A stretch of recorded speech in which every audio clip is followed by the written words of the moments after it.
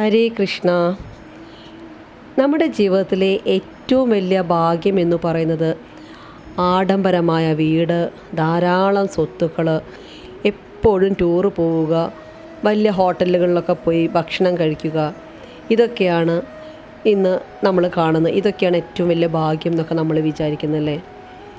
പിന്നെ ഇന്നിപ്പോൾ യൂട്യൂബൊക്കെ തുറന്നു കഴിഞ്ഞാൽ ഇതൊക്കെ തന്നെയുള്ളൂ. ഡേ മൈ ലൈഫ് എന്നൊക്കെ പറഞ്ഞ് ഓരോരുത്തർ കാട്ടിക്കൂട്ടുന്ന കോപ്രായങ്ങൾ. ഇതൊന്നും സാധിക്കാത്തവർ ഇതൊക്കെ കണ്ടിട്ട് ഞങ്ങൾക്കിതൊന്നും ആവുന്നില്ലല്ലോ, പിന്നെ മക്കൾക്ക് ഈ വക സൗകര്യങ്ങളൊന്നും ചെയ്തു കൊടുക്കാനാവുന്നില്ലല്ലോ എന്നൊക്കെ ഓർത്ത് സങ്കടപ്പെടും. ആദ്യം നമ്മൾ ആലോചിക്കേണ്ടത് ഇതൊന്നുമല്ല ഭാഗ്യമെന്നാണ്. ഇതൊക്കെ നശ്വരമാണ്, വെറും കാട്ടിക്കൂട്ടലുകൾ മാത്രം, ഏത് നിമിഷവും നശിച്ചു പോവാവുന്ന കാര്യങ്ങൾ. നമ്മുടെ ഈ ലോകത്ത്, നമ്മുടെ ജീവിതത്തിലെ ഏറ്റവും വലിയ ഭാഗ്യം എന്ന് പറയുന്നത് ഭക്തി ഉണ്ടാവുക എന്നുള്ളതാണ്. നമുക്ക് ജീവിതത്തിൽ കിട്ടാവുന്ന ഏറ്റവും വലിയ ഭാഗ്യം അതാണ്, ഭക്തി ഉണ്ടാവുക. അത് എല്ലാവർക്കും കിട്ടിക്കൊള്ളണമെന്നില്ല. ഭക്തി ഒക്കെ ഒരു സാധാരണ മനുഷ്യന് കിട്ടുക എന്ന് പറഞ്ഞാൽ ആ മനുഷ്യൻ ഭയങ്കര ഭാഗ്യവാനാണ്. ഭഗവാനെ മനസ്സിൽ കാണാൻ പറ്റുന്നതാണ് ജീവിതത്തിലെ ഏറ്റവും വലിയ ഭാഗ്യം. നാമം ജപിക്കാൻ തോന്നുന്നതാണ്, ഭഗവാന്റെ കഥകൾ കേൾക്കാൻ തോന്നുന്നതാണ്. ഒരു ഭക്തിയുള്ള ആൾക്ക് ഇപ്പോൾ യൂട്യൂബ് ഓപ്പൺ ആക്കിയാൽ തന്നെ നമുക്ക് കാണാൻ ധാരാളം കാര്യങ്ങളുണ്ടല്ലേ.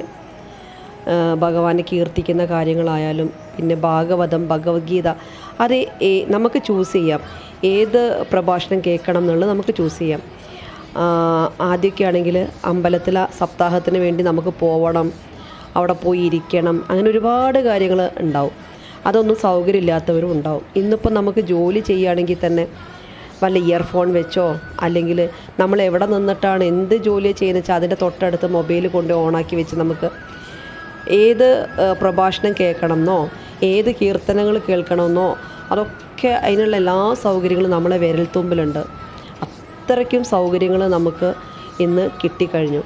അപ്പോൾ അത് എല്ലാം നമുക്ക് നല്ല കാര്യത്തിനായിട്ട് യൂസ് ചെയ്ത്, ഭക്തിയുള്ള ഒരാൾക്ക് തീർച്ചയായിട്ടും അങ്ങനെയുള്ള കാര്യങ്ങളിലേക്കേ ഇൻട്രസ്റ്റ് വരുള്ളൂ. നമുക്ക് ഭഗവാനെ പറ്റി കൂടുതൽ കാര്യങ്ങൾ അറിയാനും അതിനെ പറ്റിയിട്ടുള്ള ഭാഗവതം, ഭഗവത്ഗീത അങ്ങനെയുള്ള കാര്യങ്ങളൊക്കെ അറിയാനൊക്കെ ആയിരിക്കും ഏറ്റവും കൂടുതൽ ഇൻട്രസ്റ്റ്. അപ്പം നമ്മളുള്ള സമയം നല്ല കാര്യങ്ങളിലേക്കൊക്കെ യൂസ് ചെയ്യുമ്പോൾ അത് നമുക്ക് തന്നെ ഉപകാരമായിട്ടും ഗുണമായിട്ടും വരും. ഭക്തി ഉണ്ടാവുക എന്നുള്ളത് ഒരു നിസ്സാര കാര്യമല്ല. അതിന് ഭഗവാന്റെ അനുഗ്രഹം കൂടിയേ തീരൂ. എല്ലാവരുടെ ജീവിതത്തിലും പ്രയാസഘട്ടങ്ങളുണ്ടാവും. അതൊരു ഭക്തിയുള്ള ഒരാൾക്ക് പ്രയാസങ്ങളുണ്ടാവില്ല, ഭക്തിയില്ലാത്ത ഒരാൾക്ക് മാത്രമേ ഉണ്ടാവൂ എന്നല്ല. നമ്മൾ ചെയ്തു പോയ മുജ്ജന്മ കർമ്മദോഷങ്ങൾക്കനുസരിച്ചാണ് നന്മയും തിന്മയും പ്രയാസങ്ങളും പ്രശ്നങ്ങളൊക്കെ വരുന്നത്. ഭക്തർക്ക് പ്രയാസഘട്ടങ്ങളോ പ്രതിസന്ധി ഘട്ടങ്ങളോ വരുമ്പോൾ ഓടിച്ചെന്ന് പിടിക്കാൻ ഭഗവത് പാദങ്ങൾ കാണും. ഏത് പ്രതിസന്ധിയും നിഷ്പ്രയാസം തരണം ചെയ്യാൻ ഒരു ഭക്തനാവും. നല്ല മനസ്സിന് നല്ല ധൈര്യമുണ്ടാവും. ഇതൊക്കെ ഒരു ഭക്തന് മാത്രമേ കാണൂ. കാരണം എൻ്റെ കൂടെ ഭഗവാനുണ്ട് എന്ന ആ ഒരു ദൃഢമായിട്ടുള്ള ഒരു വിശ്വാസം, ഒരാശ്വാസം. പക്ഷേ ഒരു ഭക്തിയില്ലാത്ത ഒരു വിഭക്തനോ ഒരു വീഴ്ച സംഭവിച്ചാൽ അതിൻ്റെ ആഘാതം കൂടും.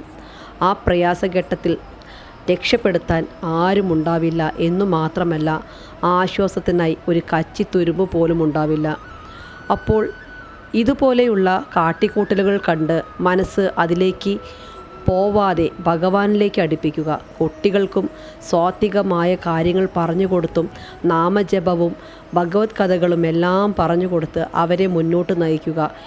എല്ലാവർക്കും ഭഗവാന്റെ അനുഗ്രഹം ഉണ്ടാവട്ടെ. ഈ വരച്ച ചിത്രവും രാധാകൃഷ്ണനായി സമർപ്പിക്കുന്നു. ഹരേ കൃഷ്ണ.